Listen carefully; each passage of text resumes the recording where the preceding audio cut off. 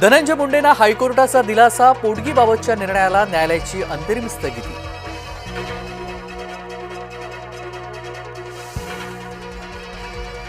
धरणगावच्या सभेत देवेंद्र फडणवीस आणि खडसे एकत्र, फडणवीस मंचावर तर खडसे व्हीआयपी कक्षामध्ये।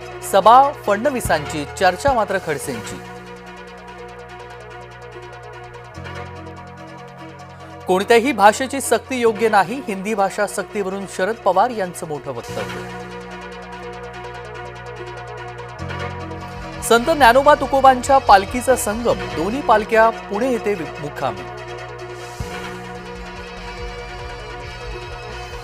रायगड जिल्ह्यामध्ये शिवसेना राष्ट्रवादीमध्ये धुसफूस, स्थानिक स्वराज्य संस्थांच्या निवडणुकीमध्ये राष्ट्रवादी सोबत नको, जिल्हा आढावा बैठकीमध्ये शिवसैनिकांचा नाराजीचा सूर।